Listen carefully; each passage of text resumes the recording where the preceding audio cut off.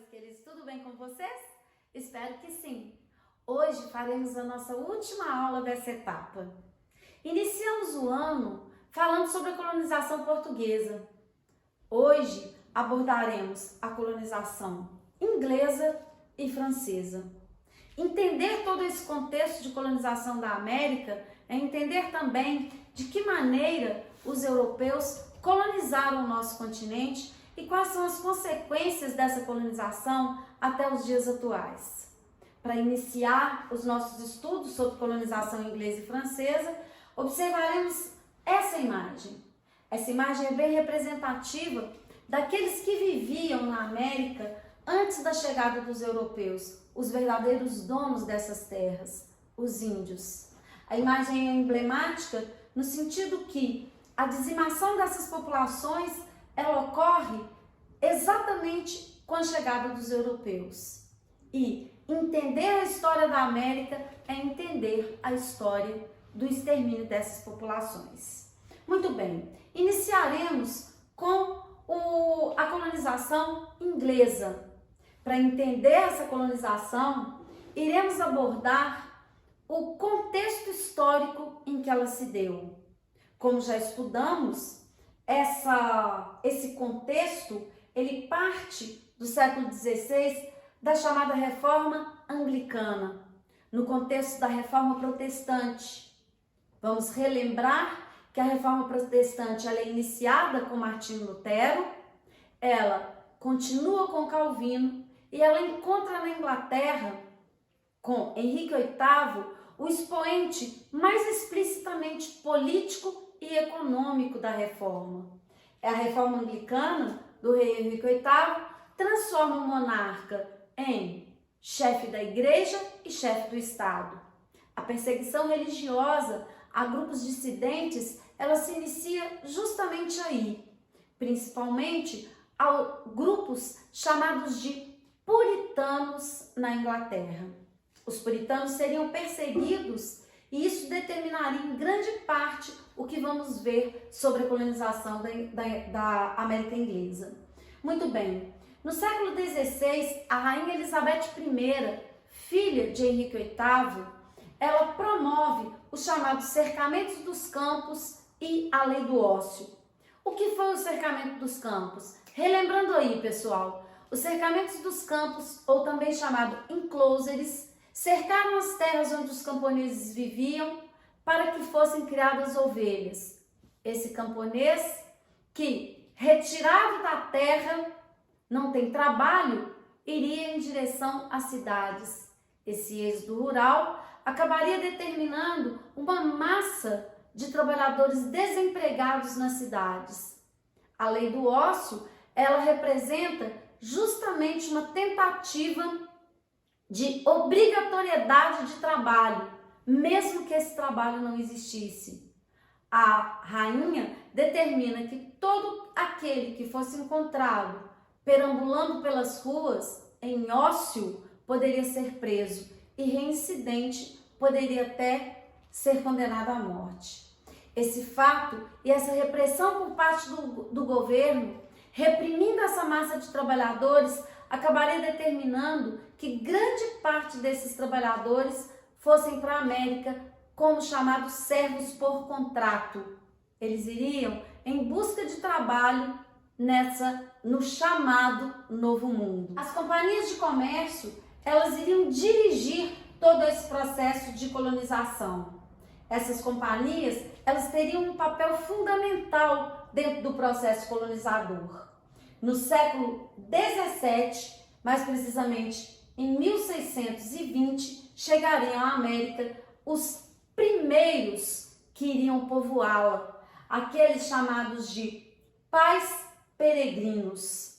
Os pais peregrinos iriam viajar a bordo do navio Mayflower e chegariam à América estabelecendo um pacto, o Pacto de Mayflower. Esse pacto, ele teria por princípio a vitória dessas pessoas que seriam os primeiros a chegar à América, os primeiros a povoar a América como sobreviventes dessa viagem. Essa imagem, ela é representativa exatamente dessa população que eu acabei de mencionar. Então, desses sobreviventes dessa viagem que chegam à América e ainda no navio estabelecem, observem bem, o chamado Pacto de Mayflower. Esse pacto, feito em 21 de novembro de 1620, estabelecia os seguintes princípios. Em nome de Deus, amém. Nós, cujos nomes vão transcritos abaixo, súditos leais de nosso augusto soberano e senhor, o rei Jaime, pela graça de Deus, rei da Grã-Bretanha, defensor da fé, etc. Tendo empreendido para a glória de Deus e incremento da fé cristã, em honra de nosso rei e do país, uma viagem a fim de fundar a primeira colônia nas regiões da Virgínia, tomamos presente, solene e mutuamente na presença de Deus a nossa intenção de tudo ajustar e combinar em boa união, irmanados numa corporação civil política, para a nossa melhor organização e preservação e progresso dos fins já mencionados, e em virtude de que serão estipulados, constituídas e fixadas leis justas e imparciais, estatutos, atos e funções, de tempos em tempos, assim como pensamos ser mais desejável. Em vista disso, nós, testemunhas do fato, subscrevemos em Capagote, a 11 de novembro, no 18º ano do reinado de nosso soberano e senhor, rei Jaime I da Inglaterra e Irlanda, e no 54º de reinado da Escócia, ano dom 1620. Esse pacto, ele iria ser o fundador daquilo que conhecemos hoje como Estados Unidos. Esse pacto, inclusive, dá origem ao Dia de Ação de Graças, um dia comemorado até hoje na história norte-americana. Aqueles que sobreviveram e chegaram à América comemoraram através do Dia de Ação de Graças. Como viram na imagem, ele é um dia extremamente significativo para a história norte-americana. Quando essa população chega à América, o que chamamos exatamente de colônias inglesas são as chamadas 13 colônias, ou seja, a área fronteiriça ao Oceano Atlântico, apenas a área fronteiriça, longe de ser a extensão do que o território norte-americano representa hoje.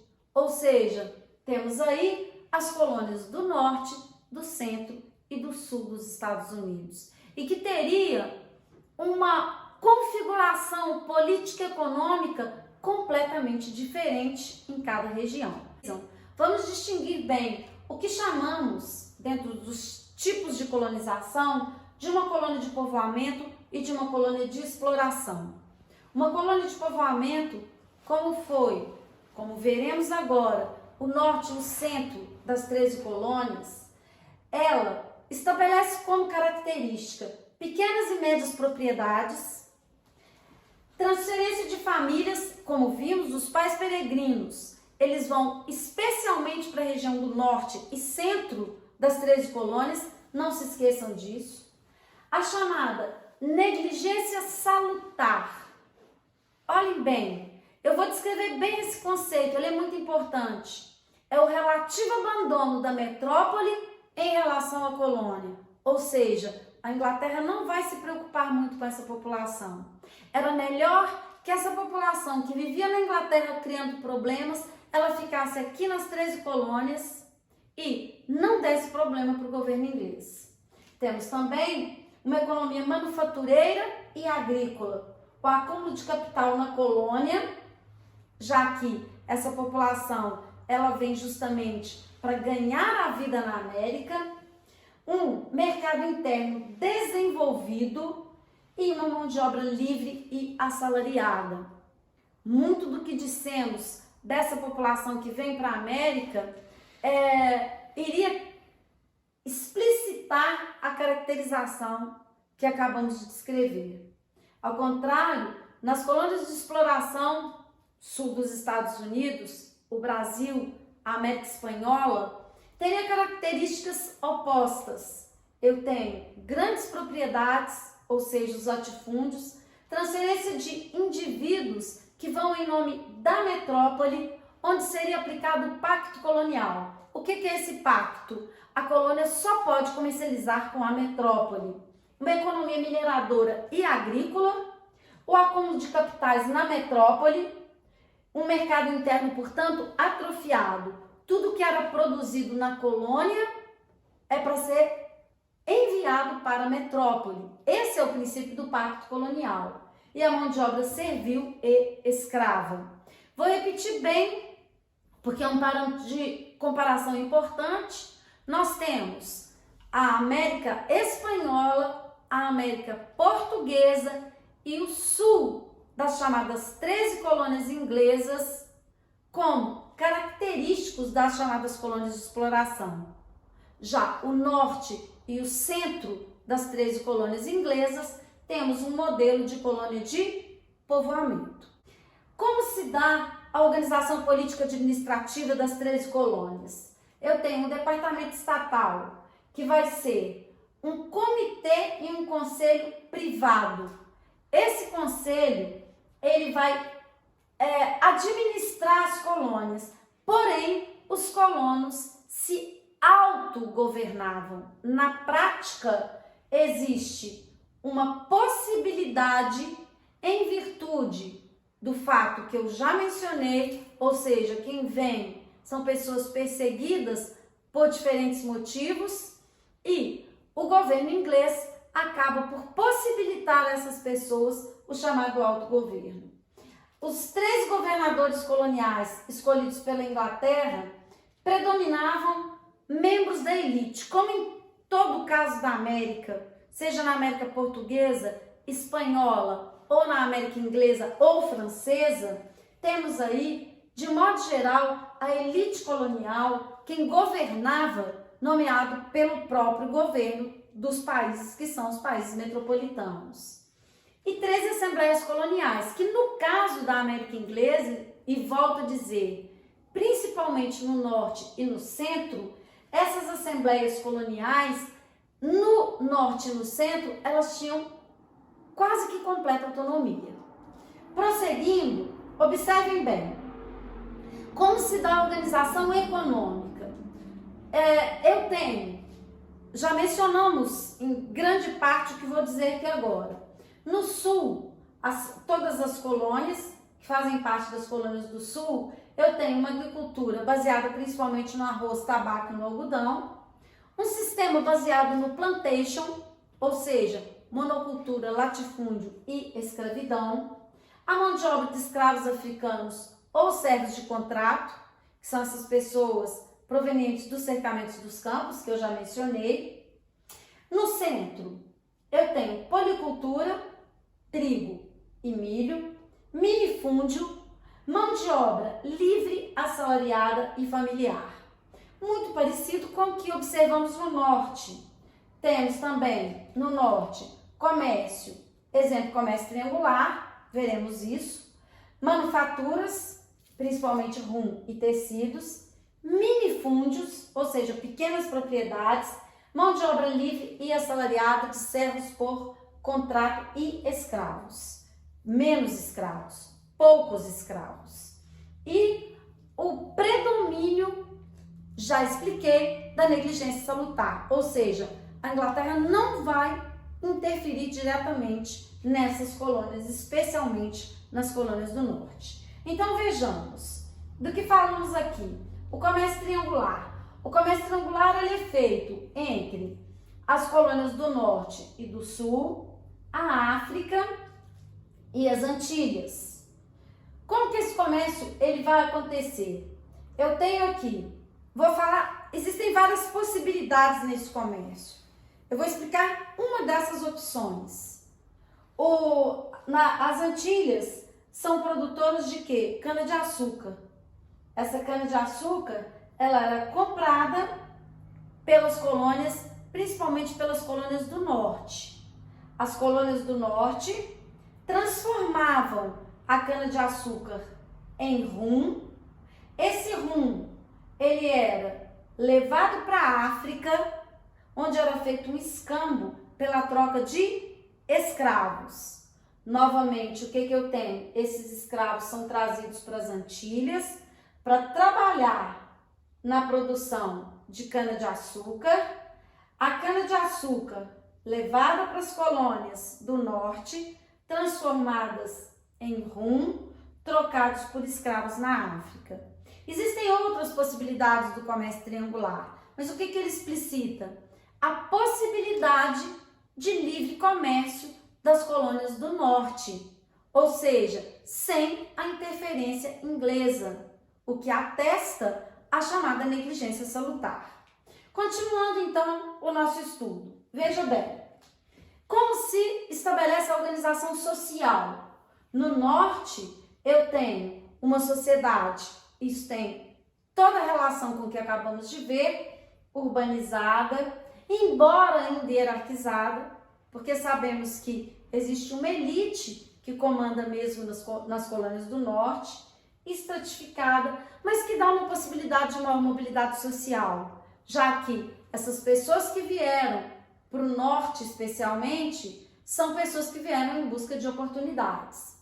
No caso do sul, eu tenho uma sociedade muito parecida com o que estudamos no Brasil, ruralizada, hierarquizada, estratificada, imóvel e escravista.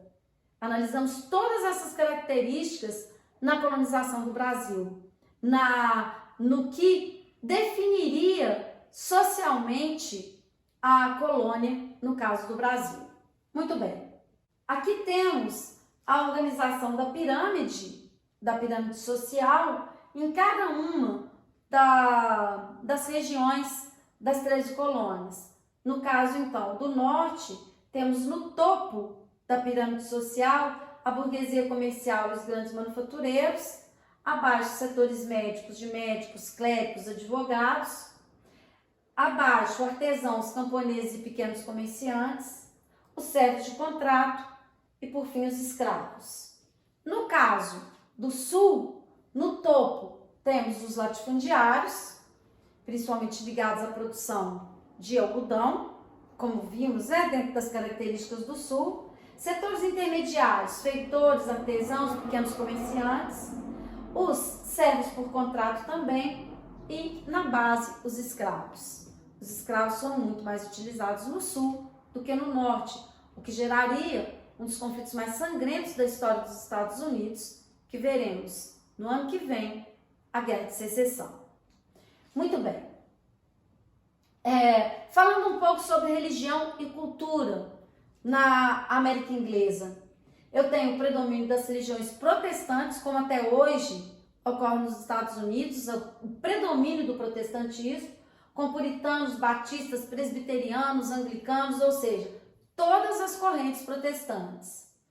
Uma maior tolerância religiosa, já que essas pessoas elas vieram para a Inglaterra justamente por perseguição religiosa, embora essa perseguição, ela ao longo do tempo tenha acabado ocorrendo também nos Estados Unidos, nas 13 colônias, a perseguição por motivos religiosos. A gente pode observar isso em filmes como As Bruxas de Salem. Esse filme está citado no final aí dos nossos estudos.